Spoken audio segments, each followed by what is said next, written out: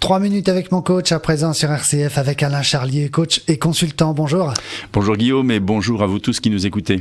Aujourd'hui, vous nous parlez d'un nouveau type de personnalité, le type persévérant. Ah, c'est bien cela.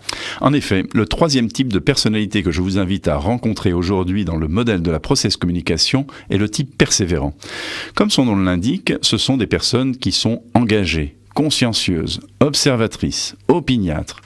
Elles ont des convictions marquées et d'ailleurs elles évaluent les personnes et les événements en fonction de leur propre opinion. On les confondrait parfois avec des personnalités travaillomanes car elles sont réservées, elles expriment peu leurs sentiments. Cela dit, elles cachent souvent une grande sensibilité. Elles ont un style classique et préfèrent un environnement traditionnel avec des meubles anciens. Leur vocabulaire exprime ce qui relève des opinions: croire, devoir, convaincre, s'impliquer, confiance, responsabilité, valeur, exigence, fidèle, juste. Quelle est leur question existentielle ? Suis-je digne de confiance est leur question existentielle. Et pour vérifier qu'elles sont dignes de confiance, elles confrontent volontiers leurs opinions et mettent tout en œuvre pour connaître les opinions des autres et les convaincre des leurs. Leur besoin est d'être reconnus pour leurs opinions et leur implication dans le travail. Il est plus important pour elles qu'on les félicite pour leur engagement dans une cause qui leur tient à cœur que d'être appréciées pour elles-mêmes.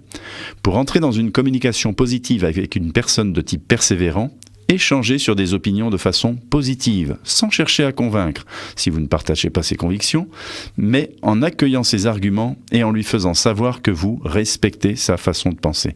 Bien sûr, si vous êtes d'accord avec elle, ne vous privez pas de le lui faire savoir. Et quelles sont les séquences de stress d'une personne de type persévérant ? Vous l'avez compris, nul n'échappe au risque de mécommuniquer. Si elle ne sent pas que ses opinions sont considérées, la personne de type persévérant va rechercher la reconnaissance négativement. Elle va s'affirmer de plus en plus dans ses positions, devenir rigide sur ses principes, attentive aux erreurs des autres pour les mettre en défaut et les attaquer dessus. Elle va en fait partir en croisade pour défendre sa cause. Elle devient méfiante, suspicieuse, tandis que son entourage se lasse de ne pas atteindre la perfection attendue et d'être persécutée pour des détails sans contrepartie positive. Au bout du compte, la personne à dominante persévérante s'isole et, considérant qu'ils ne lui font pas confiance, elle abandonne les autres. Pour éviter cela, aidez la personne de type persévérant à voir et formuler le positif chez les autres, montrez de l'intérêt à échanger vos opinions avec elle, demandez son avis, et si vous n'êtes pas d'accord avec elle, dites-le lui en soulignant d'abord que vous respectez son point de vue. La phrase du jour est de Blaise Pascal: « Presque tous les malheurs de la vie viennent des fausses idées que nous avons sur ce qui nous arrive. »